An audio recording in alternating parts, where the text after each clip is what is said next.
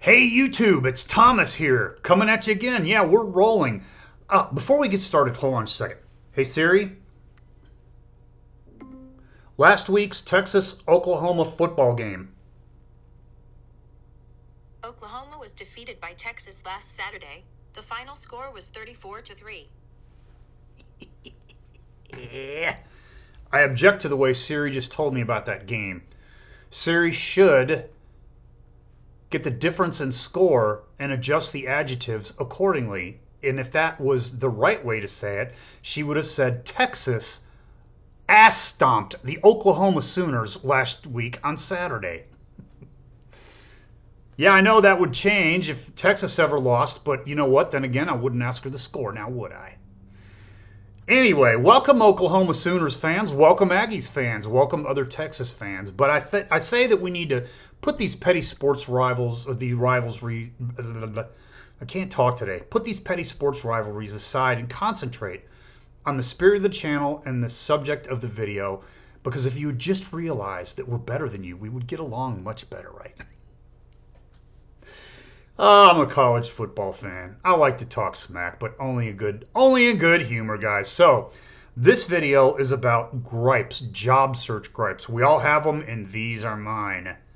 So let's get right into it. The first gripe I have is these companies with their own job portals need to stop with this autofill thing. When you upload your resume and it attempts to read the resume and based off of that populate the job application, it's absolute garbage. I've only seen one of them, and the hundreds of resumes I've submitted get it right to where I hardly had to change anything. I forget which one that is. I don't keep track of these things, but maybe if I see it one another time, I'll make a note of it. But anyway, it's just a waste of time. It's not worth. It was never worth the development time. I always end up filling it in manually. Some of them give me a choice, and I'm grateful for that. But I just wish that they would stop doing that automatically. It's not even worth it. Also, please stop making people create accounts. They're not necessary. What do you think I'm going to do with those credentials? I'm going to print them out and hang them on the wall, frame them and put them next to the other hundreds that I have so I can look at them every day? No, I'm going to use them probably that one time. Maybe I might log in again. There's a couple of job portals into which I've logged here and there just to check on the status. But, you know, I'm going to use them one time and then discard them. I put them in a directory has the name of the company along with the resume, the job description, any other information that I told you that I'm going to need to know at a later time if I'm contacted, and I forget about it. And you know what? Someday when I'm done with this job search, that entire directory of submitted resumes is probably going in the trash. I'm never going to visit it again. I don't care about it anymore. So it's pointless. They need to enter an email address, then you send me a confirmation code and I'll log in with that. So then you kind of automatically create me an account. So then you can have a notice saying, okay, after this is closed out, we're going to delete your account if you haven't logged in. When I say after it's closed out, after this job hiring process is complete and you know where you stood, you know, if you got the job or not, after we get past that point, this account will be deleted if you don't log in 12 months time. That would be a whole lot better. So yeah, I obsessively search for listings on LinkedIn. This is the third gripe, yet I hardly ever find one. I'd say half the time, that's not right. I don't want to say hardly ever. Half the time I find them. It says there are over 100 applicants. Now, what's the point of showing me that? It's not good for the job poster. It's not good for the job seeker. Some people who are highly qualified might not even mess with it. Someone who otherwise might have gotten through the filtering software might not even apply. And I just think it's dumb. Either show me the true number of candidates, people who have clicked apply, or don't show me anything at all. Now, if it's a button where it says apply now to where I apply on the LinkedIn site, you should break that down. How many people applied through apply now? But if it's a button that just says apply, it goes to some other site. And then you could say, this is how many people clicked. If it's an apply button and not apply now, say this is how many people clicked the apply button, because LinkedIn would have no way of knowing if you actually went to that external job site and applied for the job. but at least it would give some idea of how many people were interested, right? I think that would be a better way to do it. I don't know why they do that, but anyway, it's just annoying. Another thing LinkedIn doesn't do a very good job of is of requiring job posters to be very specific about geographical requirements. Now, some say, oh yeah, you can work remote, you work from home. But what they don't say is they want you to work from home close by, right? So they can call you in whenever they need to. Or you can show up for meetings, or you know, maybe we'll have you in to work every now and then. Okay, fine, but you need to be specific about it. We want you to be remote, but in the general geographic area, or you can work hybrid job, but be in the general geographic area. They need to be specific about that. And also, as far as location goes, if a job poster ever posts a question like, and this is on LinkedIn or Indeed or anything like, are you willing to relocate? That's rarely a yes or no answer. Now, a lot of people would err on the caution and err on the side of caution and say yes, but there's usually more to it. So you're going to find out if you decide to, if a job poster decides to interview them, they're going to find out there's a little bit more to it than yes. The ultimate answer might be yes, but the job seeker might need a little bit of give and take from them, a little bit of give, I guess. Like, let's say, well, my lease isn't up for 3 months, and then I'll be happy to relocate. You wouldn't want to toss someone out if they're a highly qualified person over a yes or no answer, because what if they say, well, I can't relocate in the time you hire for this, so they might answer no, and you'd throw them out. So the choices need to be yes, no, doesn't apply, excuse me, or it depends, and then a little box for them to explain themselves on what does it depend. Now, some stuff, look, if this job was like in, let me pick a city, Sioux City, Iowa, or Frog Jaw, Louisiana. I don't know that there's a Frog Jaw, Louisiana, but if there were a place called Frog Jaw, it should probably be in Louisiana. No other state really can be able to claim that one. Really, Louisiana is the only state. But anyway, if you wanted me to move to one of these places that was either in the middle of nowhere or was in the middle of nowhere and freezing ass cold during the winter, they shouldn't get a little upset when you want some more money. When you want very good money to move there. So it would depend, right?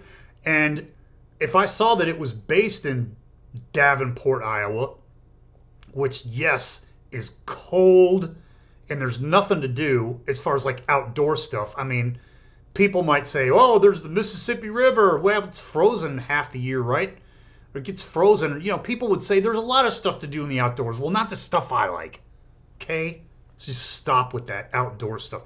Compared to some place like, you know, some place out east in the Appalachia or west in the Rockies, there's nothing to do there. Anyway, I'm going to dig myself into a hole here, but thank goodness not everybody's from Davenport, Iowa, so you won't have to get upset at me. Anyway, yeah, I'll just put in the job description, I'll choose depends, and then I'll put on what you pay me, right? If you want me to move to Sault Ste. Marie, Michigan, I'll move there, no problem, but it's going to cost you. Because Sault Ste. Marie is nothing short of a freaking, not an ice box, a deep freeze several months of the year, right? Okay, yeah, right.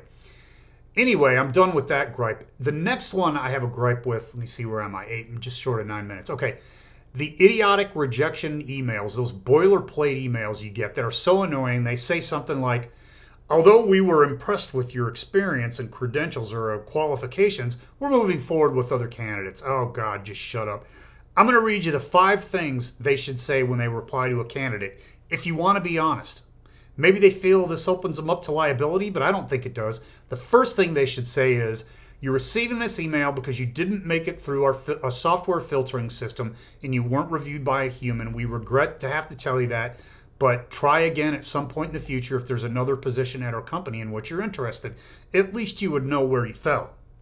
Number 2, you are identified for human review and we reviewed it, but have decided to move forward with the other candidates. Okay, fine.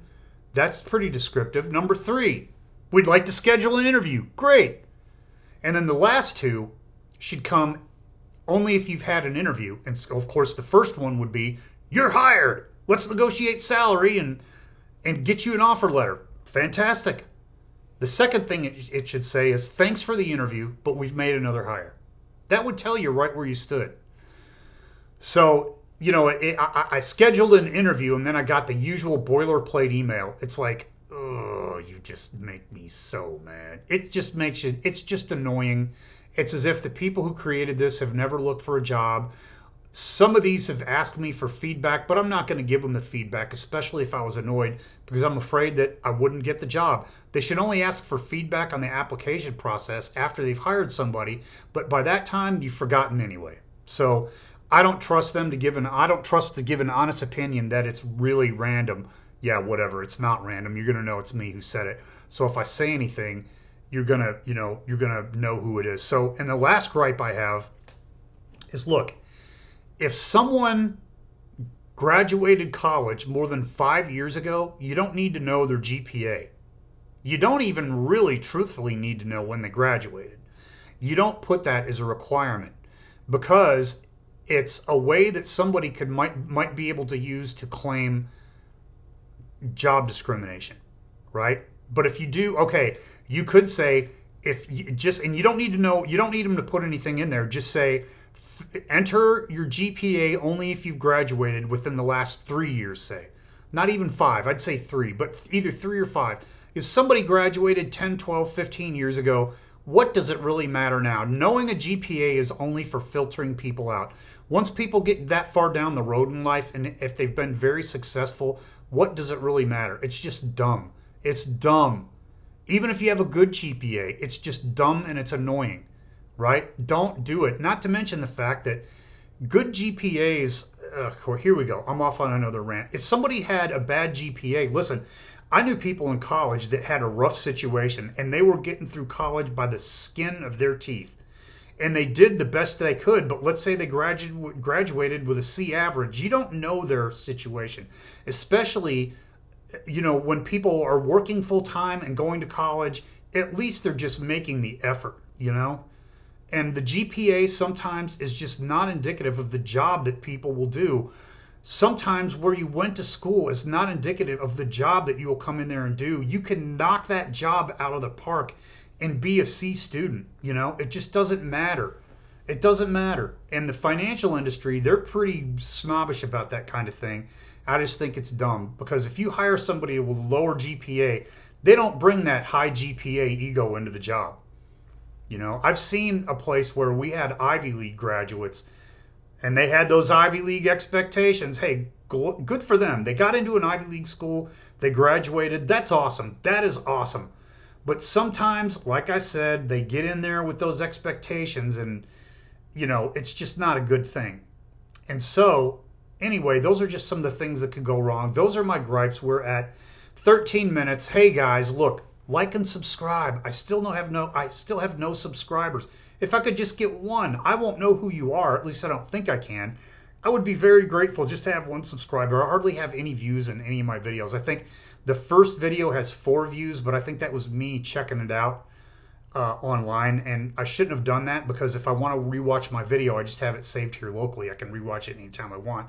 I don't necessarily need to watch it on YouTube. So anyway, liking helps me and you because you can keep track of which videos you've already watched. I got in the habit of doing that years ago, and it's been great. I've clicked on a video going, oh, this looks real interesting, only to see that I've liked it before, or some rare cases I dislike videos, especially those AI generated ones. They're factually incorrect most of the time, and they show pictures that have nothing to do with the content matter. Anyway, I swear I'll shut up now.